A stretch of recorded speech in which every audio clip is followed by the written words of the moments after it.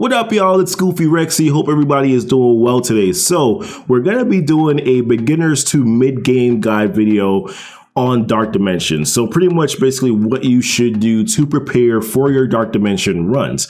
You know, we got some information this week on the Dark Dimension 4 update in regards to, well, we already knew about the traits, you know, but just getting Doom's kits. We also learned about Stature too as well. And I know you're probably wondering from a mid-game and beginner's perspective, why would Dark Dimension really be important, especially Dark Dimension 4? Well, realistically, you have a great opportunity right now to start planning and efficiently putting a strategic guide in place to make sure that you're going to be efficient for your Dark Dimension 1, Dark Dimension 2, Dark Dimension 3, as well as eventually your Dark Dimension 4. So I'm hoping that this video is going to be helpful for you today. Obviously, if you have any questions, you guys know how to find me. Links are down below, but let's get into it right now. All right, guys, so I got my roster here on my Rasta right over here for you guys to take a look at. So I kind of highlighted a few characters, and we're going to go through that in a little bit and kind of talk about the reason why I have these characters specifically highlighted. But the very first thing I actually wanted to talk about was you actually don't need to do Dark Dimension 1 before you do Dark Dimension 2. Dark Dimension 2 is actually a lot easier for you to get into than Dark Dimension 1. Dark Dimension 1, you have to get 6 characters at 6 stars in order for you to be able to do that. It's easier to get your 5 characters at 6 stars in order for you to do Dark Dimension 1. And then for Dark Dimension 2, you need 5 characters at Gear Tier 13, which is actually easier than getting the 6 stars. You're actually going to have access earlier on to your orange gear in the store. So in the supply store, you're going to have access to your superior uniques and then also your mini uniques. You're going to see some other orange gear in there too as well. At level 45, you have access to the war store, or you should have access to the war store. It might be 55, but I believe it's 45. You have access to the war store. And you're going to be seeing your mini uniques and your superior uniques in there too as well. Now, obviously, you're going to need to be doing war, alliance war, to be able to get those credits, to be able to open up those or to buy those mini and those superior uniques. You know, so that may be difficult, but in the supply store, you can at least start purchasing those items at the very beginning to make sure that you are progressing, you know, or that you're putting yourself in a position to be able to get your characters that you need for your Dark Dimension 2 and eventually your Dark Dimension 3 roster. Now, I will say this, the characters that I do have highlighted here are pretty much basically what I've seen from the community so far in regards to the best, you know, characters that you can use for your Dark Dimensions as it is today.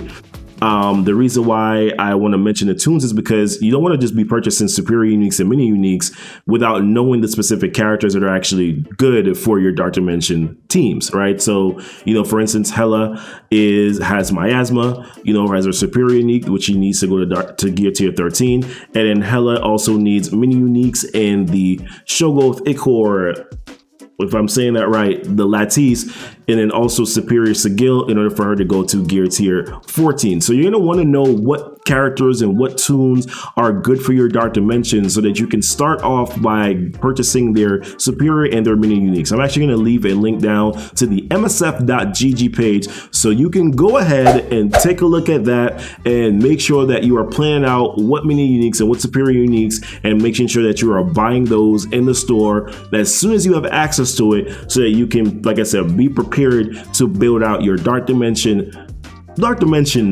teams. All right, guys, so why do I have these characters here, right? Why do I have them highlighted on my roster? Why do I have them highlighted here? The reason why I have them highlighted here is because it's going to emphasize my point. You want to bring characters into Dark Dimension 2. We already talked about Dark Dimension 1, right? We said you can skip it. You can go to Dark Dimension 2. You know, we talked about making sure that you figure out the superior uniques and the mini uniques, buying them in the store. But you want to make sure also so that you are bringing characters into Dark Dimension 2 that are also going to be good for your next phase, which is your Dark Dimension 3 team. So these characters that are highlighted here are your best characters for your Dark Dimensions runs, really, in general. Dark Dimension 1, by the way, I will say this, once you finish Dark Dimension 2, wouldn't it be sexy to be able to bring in your Ultron into Dark Dimension 1? and then just wipe out and annihilate people, you're gonna have to complete it twice to get a 7-star Ultron. But I'm saying you can go back to Dark Dimension 1, which you should, because you want to get that additional gear that's out there in Dark Dimension 1. You want to go grab that. But I'm saying that in general, you don't have to start off, in Dark Dimension 1. Go to Dark Dimension 2. But the point is, bring characters into your Dark Dimension 2 run that are going to be good for your Dark Dimension 3 run, right? So I highlighted these characters here. Star-Lord is not great for your Dark Dimension 3 run. He's not going to be. But for Dark Dimension 2, he's like almost essential, bro. Like he's almost essential, because the pairing between Star-Lord and Minerva, Star-Lord giving Minerva ability energy, filling up her ultimate, allowing for her to do that ultimate attack, which takes 15% of their damage and then fills up your team health all the way up, and it ignores heal block. It's just so beautiful to watch. But like I've said, I digress. The point is to bring characters into Dark Dimension 2 that are going to be good for your Dark Dimension 3. The reason why is because you're not really going to get a good amount of orange gear, that's going to allow you to bring up additional characters after you're done with your Dark Dimension 2 runs. But it's not as much as you think. When you're considering that you're going to need like double that gear to bring characters to to gear tier 14, right? So you want to make sure that you've already given yourself a head start by already investing into characters that are going to be in your Dark Dimension 3 team.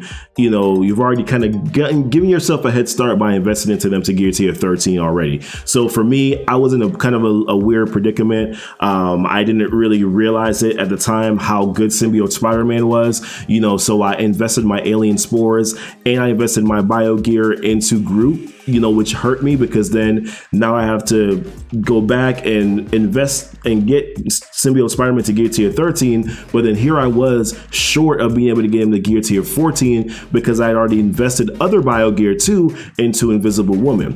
Now Invisible Woman, Rocket, Groot, they were great for my Dark Dimension 2 team along with Star-Lord and Minerva, but unfortunately they ate away at my gear and kind of made it very difficult for me to then be able to progress to that next point. So this all ties in together. Buying your superior uniques, buying your mini uniques in the very beginning of the game, but then also making sure too as well that you are investing into your Dark Dimension 2 roster into characters that are going to be good for your Dark Dimension 3 roster, too as well. So it's just very important to tie all those things in together to make it work for you. So I would have preferred to have invested into Star-Lord, Minerva, Symbiote Spider-Man, Carnage. Remember, Carnage takes alien spores too. And then, probably Hela or, well, I didn't have Emma at the time, but, Thanos is also a pretty decent Dark Dimension 2 option too as well, because he does give energy on kill, so the combination between Star-Lord, Thanos, Minerva, Symbiote Spider-Man, and Carnage actually would have been a phenomenal team, for me. But like I said, I didn't know any better. I didn't have somebody telling me this information right now, so ultimately, like I said, make sure that you're investing into characters for your Dark Dimension 2 team that are going to also be good for your Dark Dimension 3 team, because ultimately you're cutting down the time that you're going to need to then invest into additional characters, to make sure that you can, once again, bring them to 13 and then bring them to 14. If you already have them at 13 for Dark Dimension 2, then you're ahead of the game. You're ahead of the game where that is concerned. The good characters for Dark Dimension 3 are going to be, Hela, Mom, Thanos for your Cosmic Node, and Minerva. Those 4 characters. Symbiote Spider-Man and Carnage can run the City Node in Dark Dimension 3. Phoenix, Colossus are essential for global. And then, of course, like I said, I mentioned Mr. Sinister earlier. And then you also have Emma, who's a new addition, who's also really good for that global node. And like I said, Shuri is also an option too as well for you. And then Black Widow is also an option for Cosmic. Proxima is also an option for Cosmic too as well. So there's options that you do have, but the point is, invest into a Dark Dimension 2 team that is going to be good for your Dark Dimension 3 team to already put yourself ahead of the curve as opposed to being behind the curve like how I was when I invested into Groot, invested into Rocket, and invested into Invisible Woman. Great team, but ultimately at the end of the day, I could have had better options. The next thing I want to highlight here is, great, you're finishing up Dark Dimension 2, you went back, you got your gear for Dark Dimension 1. Now what do you do with that additional G13 gear that you have?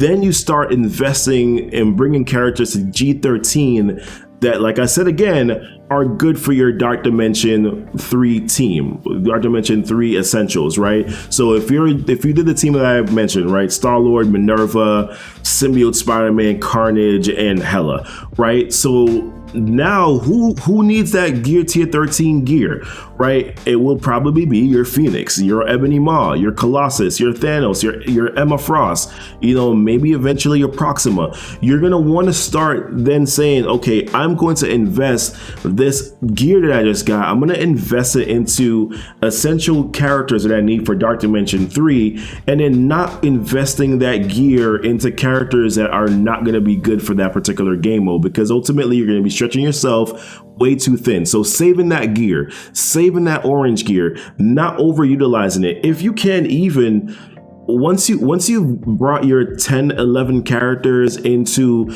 Dark Dimension 3 that are good, that are based on the recommended charts, based on what people are saying are good teams, then you are now able at this point to then say, I can save the rest of that gear, and then maybe you can make some educated decisions. Like Black Bolt's a phenomenal gear tier 14 character. You know, Shuri is decent at gear tier 14. Mr. Sinister would be good at gear tier 14, especially if you have a lot of stars on him, right? But the point is not to over invest your gear. A lot of the bigger, you know, guys now have wasted a lot of their gear tier 14, you know, wasted a lot of gear and brought characters to gear tier 14. They're wiped clean right now. So to get to gear tier 15 to go to Dark Dimension 4 is going to be incredibly difficult for them to be able to do, because they haven't saved that gear. They don't have that head start. So if you can put yourself ahead of the curve by not over investing that gear that you're getting from DD2,